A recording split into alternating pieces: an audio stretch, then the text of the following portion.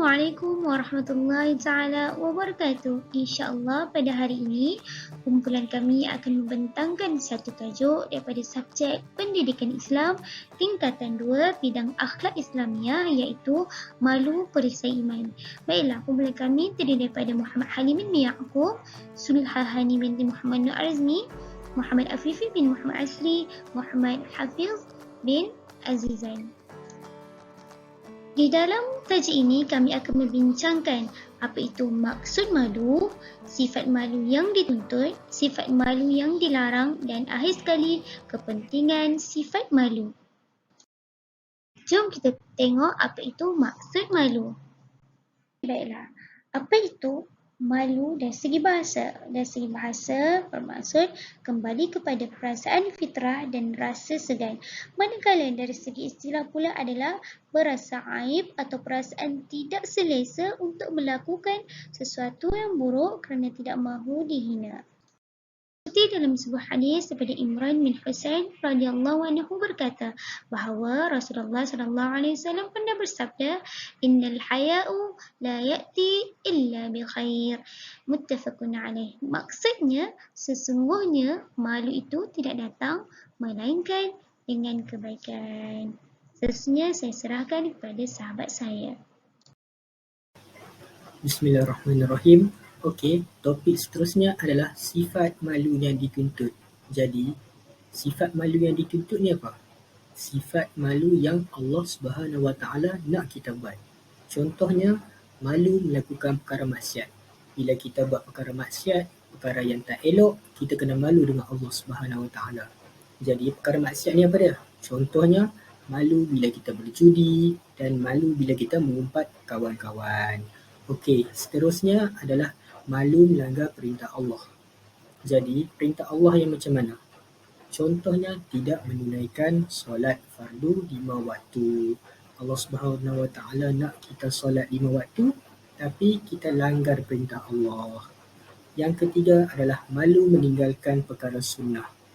Contoh dia apa perkara sunnah? Tidak menunaikan solat rawatib. Jadi bila kita meninggalkan perkara-perkara sunnah, kita kena malu dengan Allah Subhanahu Wa Taala. Dan yang terakhir adalah malu melakukan perkara yang makruh. Perkara makruh ni macam mana? Kita tengok contoh kat situ. Makan dengan tangan kiri. So kebiasaannya, sunnahnya kita makan menggunakan tangan kanan. Tapi kita buat perkara yang makruh, jadi kita kena malu dengan Allah Subhanahu Wa Taala. Setakat itu saja. Terima kasih.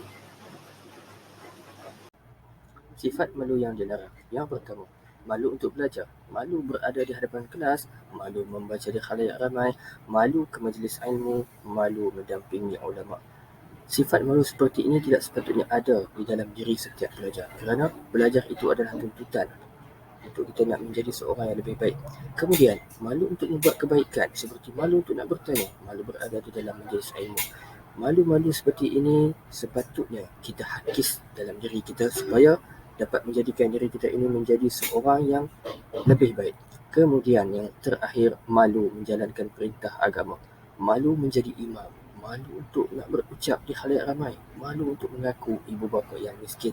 Malu-malu seperti ini kita kena atasi supaya apa? Kita dapat menjadi seorang Muslim yang sejati. Baik, insya-Allah saya akan sambung perbincangan kita pada petang ini, perbincangan kumpulan kami pada petang ini, iaitu saya akan meneruskan membentangkan subtopik kepentingan sifat malu. Apakah kepentingan jika kita mempunyai sifat malu dalam diri? Yang pertamanya, kita akan malu untuk melakukan maksiat. Yang keduanya, malu ini merupakan benteng keimanan kita. Yang ketiga, tanda kita mentaati perintah Allah dan Rasul. Yang keempat, menyelahkan kecantikan akhlak dan kemuliaan insan. Dan yang kelimanya, sifat malu ini mampu menghindarkan diri kita daripada melakukan maksiat. Baik, berdasarkan perbincangan kita pada petang ini, ingin kami jelaskan betapa pentingnya bagi seseorang guru itu untuk memberi fokus kepada subtopik yang penting sahaja. Tidaklah pergi terlalu jauh, iaitu guru perlulah memberi fokus kepada satu subtopik yang penting agar mudah murid untuk memahami, kerana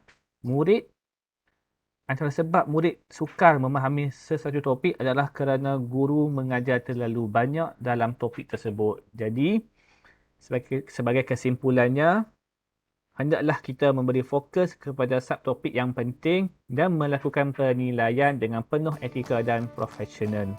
Itu sahaja daripada kumpulan kami. Sekian, Assalamualaikum warahmatullahi wabarakatuh.